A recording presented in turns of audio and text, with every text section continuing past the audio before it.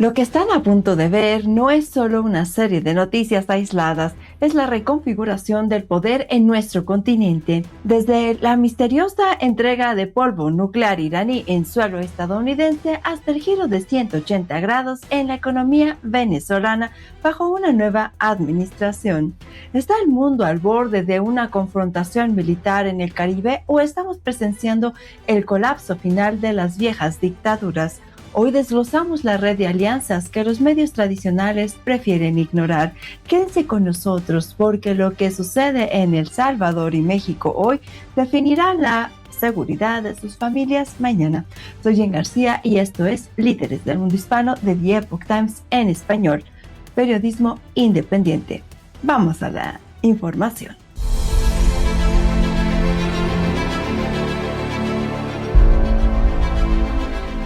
Iniciamos en Washington. El presidente Trump ha sacudido la inteligencia internacional con una declaración contundente. Irán habría accedido a entregar lo que él denomina polvo nuclear. Cita: "Esto es un paso hacia la desnuclearización total de una amenaza global", afirmó el mandatario. Pero, ¿qué significa realmente este término?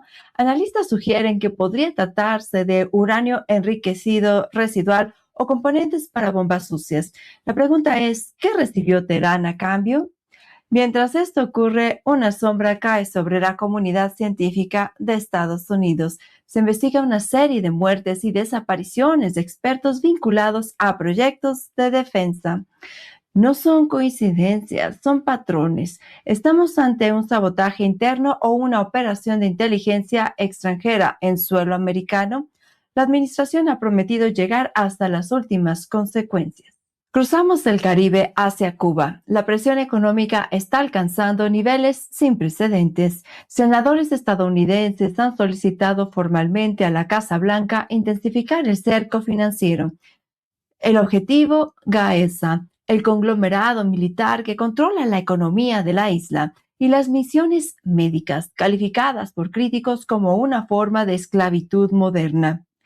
Ante este escenario, Miguel Díaz-Canel ha respondido con lo que parece un grito de desesperación. Ha llamado a la población a prepararse ante una posible agresión militar de Estados Unidos. Históricamente, el régimen castrista utiliza el miedo a la invasión para cohesionar a una población que sufre escasez. Sin embargo, con el despliegue de activos en la región, la tensión es real, es una amenaza genuina o una cortina de humo para ocultar el colapso interno. Y para hablarnos sobre el tema de Cuba, hoy nos acompaña Pedro Corzo, quien estuvo en entrevista en exclusiva aquí en Líderes del Mundo Hispano. Él es historiador, analista geopolítico y miembro senior del Miami Strategic Intelligence Institute. Vamos a su comentario.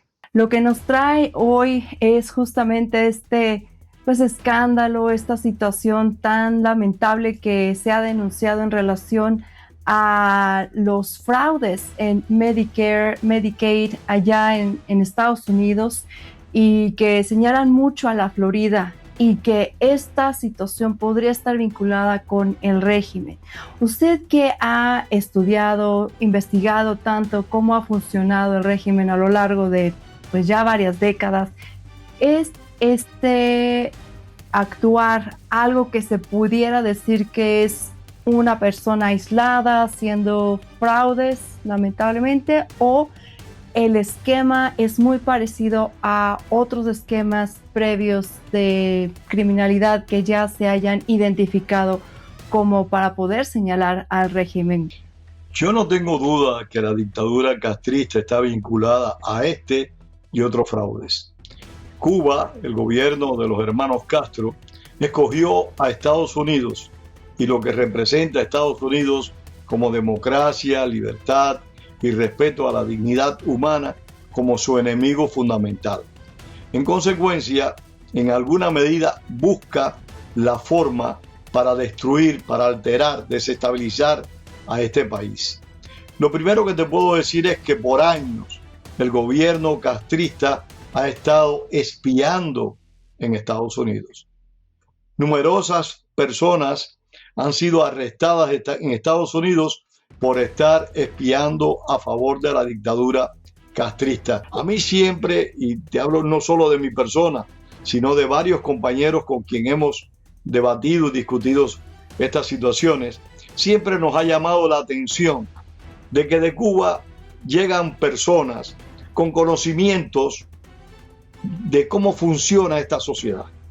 O sea, llegan con un conocimiento de esta sociedad que ni aun aquellos que siempre hemos estado luchando contra el castrismo y que simpatizamos con las sociedades democráticas, conocemos cómo funciona.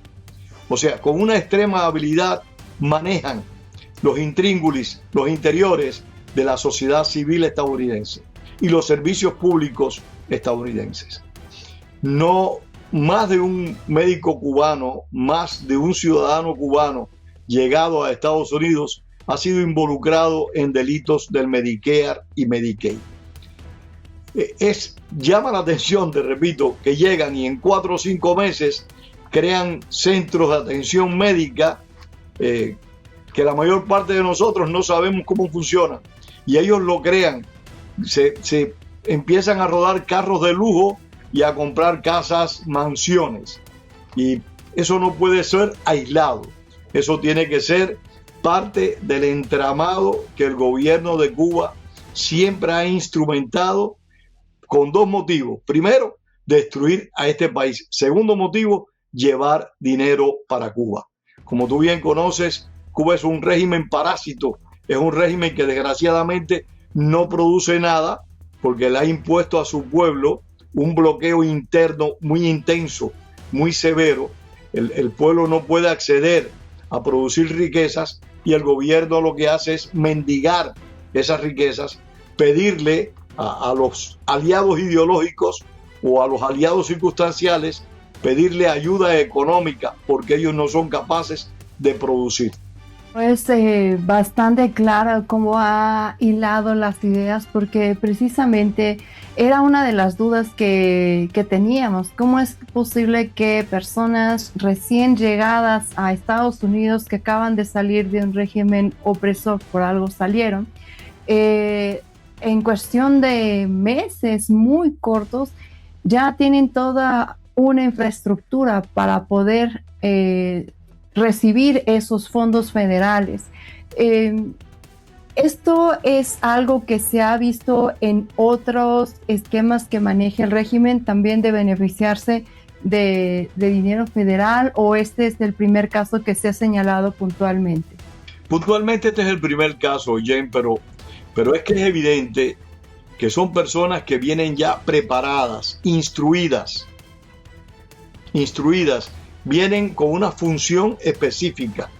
Durante años, el sistema soviético estableció en sociedades libres lo que se llamaron topos, espías, funcionarios que iban a vivir a un país determinado, que no actuaban, no hacían absolutamente nada a favor de la Unión Soviética hasta que el día que la Unión Soviética los activaba.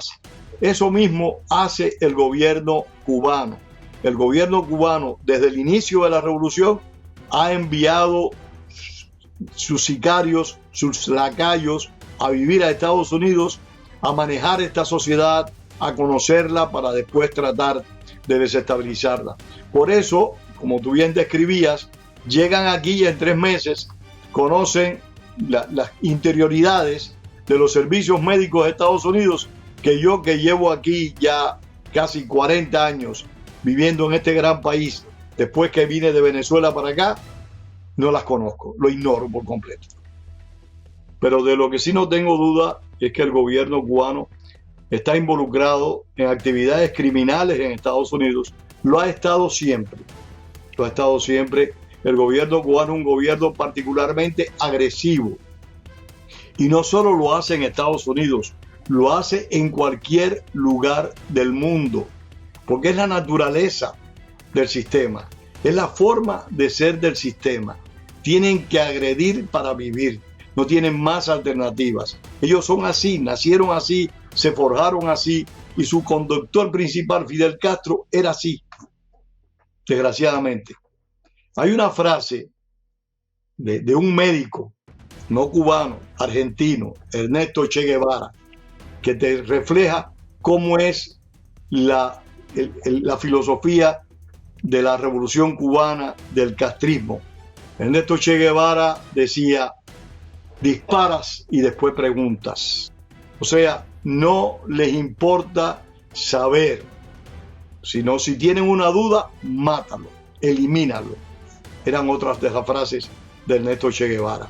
Y en esas cosas uno tiene que estar muy relacionado con la verdad, estar lo mejor informado posible, porque al igual que le han hecho creer al mundo que la medicina cubana ha favorecido a la población de la isla, al igual que le han hecho creer al mundo que la educación cubana es efectiva, al igual que le han hecho creer al mundo de que el deporte cubano es maravilloso, hay que informarse, hay que hablar con cubanos, cómo fueron discriminados en las escuelas, cómo no pudieron estudiar porque sus padres habían sido presos políticos, cómo no pudieron ir a competir a un evento de deportistas de altos rendimientos porque no tenían una claridad política que satisfaciera a los comisarios políticos, o como un médico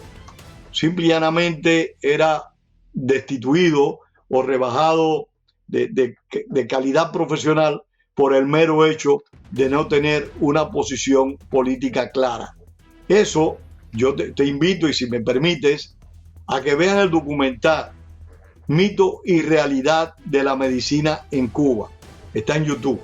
A través de ese documental podrán apreciar realmente de que la medicina cubana es un gigantesco mito. Mi madre falleció en Cuba en el año 2012. Mi hermana falleció en el año 2019. Y mi familia y yo teníamos que enviarle, tanto a mi hermana como a mi madre, le teníamos que enviar todas las medicinas. Teníamos que enviarle ropa de cama, teníamos que enviarle pamper, teníamos que enviarle de todo, porque en Cuba no le suministraban nada. Esa es la famosa potencia médica, que realmente es una impotencia médica lo que hay en Cuba. Y no te hablo de ahora, sino te hablo aún de los mejores tiempos. En Centroamérica, Nayib Bukele sigue desafiando los manuales de derechos humanos tradicionales. El Salvador ha aprobado cadenas perpetuas para menores de hasta 12 años acusados de delitos graves como homicidio o terrorismo. Aquí la postura del gobierno: si un joven puede apretar un gatillo, debe asumir la responsabilidad de un adulto. La crítica: organizaciones internacionales advierten sobre el fin de la rehabilitación juvenil. Las cifras de homicidios han caído drásticamente, pero el costo institucional es enorme. ¿Es este el modelo a seguir para pacificar la región o un peligroso precedente de autoritarismo? Déjenme sus comentarios, los voy a leer personalmente.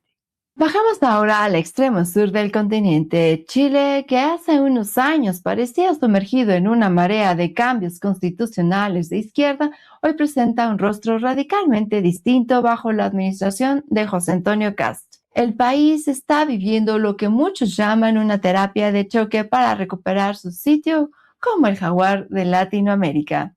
En una medida que ha encendido las calles y el debate legislativo, el gobierno ha anunciado restricciones severas a la gratuidad universitaria. El nuevo megaproyecto busca limitar el beneficio solo hasta 12 años después del egreso secundario.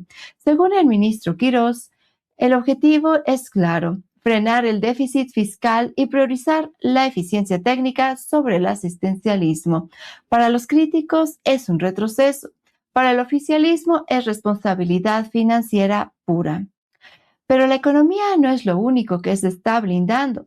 Chile ha iniciado la construcción de barreras físicas en sus fronteras con Perú y Bolivia. En un esfuerzo por enfrentar la migración irregular y el crimen transnacional, Kast busca emular políticas de soberanía territorial que hemos visto en el hemisferio norte. Sin embargo, esta búsqueda de soberanía ha chocado con la Casa Blanca. La tensión diplomática ha escalado debido a un proyecto de cable submarino de fibra óptica con China. El embajador estadounidense ha cuestionado la seguridad de la información, lo que incluso derivó en la revocación de visas para funcionarios chilenos.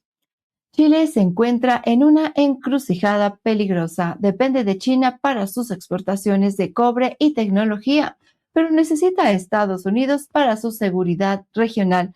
¿Podrá Chile mantener su neutralidad o será la primera ficha en caer en esta nueva guerra fría tecnológica? Déjenme sus comentarios, los leeremos todos. Llegamos a Venezuela, donde el panorama parece extraído de una novela de espionaje. Delcy Rodríguez cumple 100 días como presidenta encargada tras los eventos que llevaron a la detención de Nicolás Maduro. En un giro pragmático, Rodríguez ha sellado una nueva ley de minas que abre las puertas a la inversión privada y sorprendentemente ha recibido el respaldo del Tesoro de Estados Unidos para el regreso de Venezuela al FMI. Los datos son impactantes. Repsol, la petrolera española, proyecta un crecimiento del 50% en su producción a corto plazo.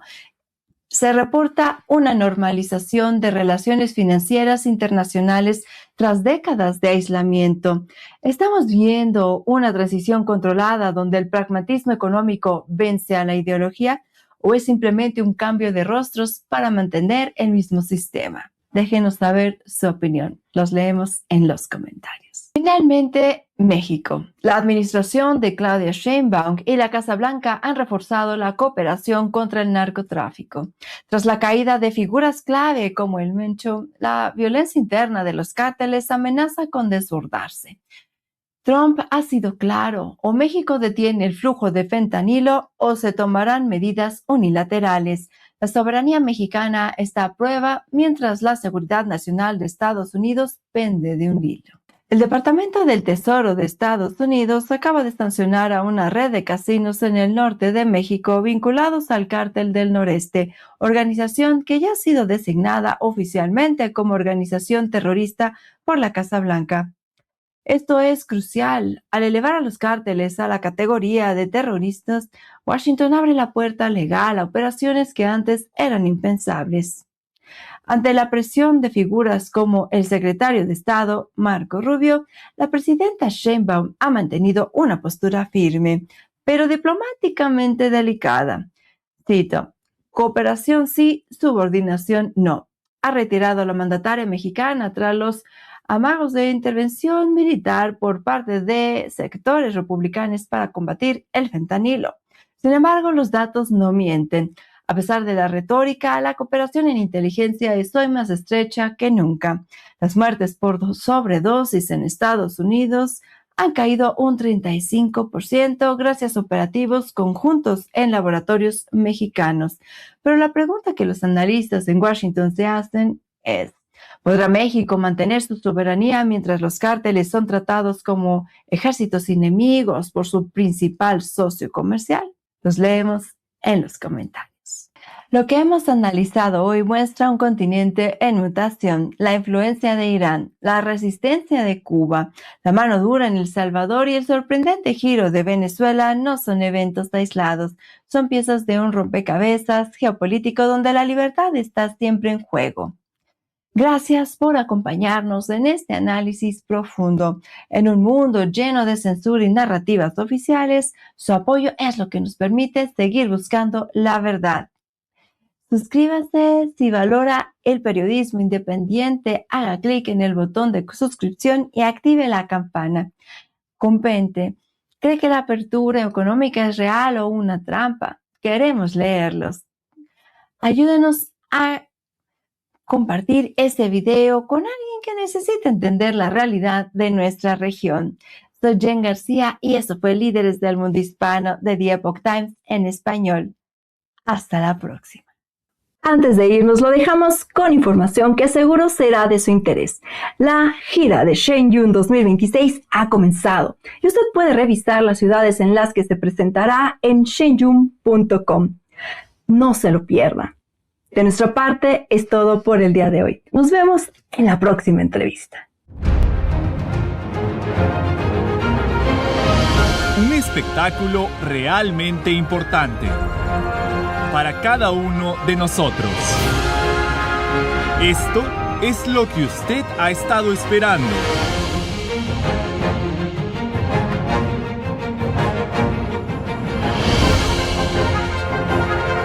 Shenyun. Compre sus boletos en shenyun.com.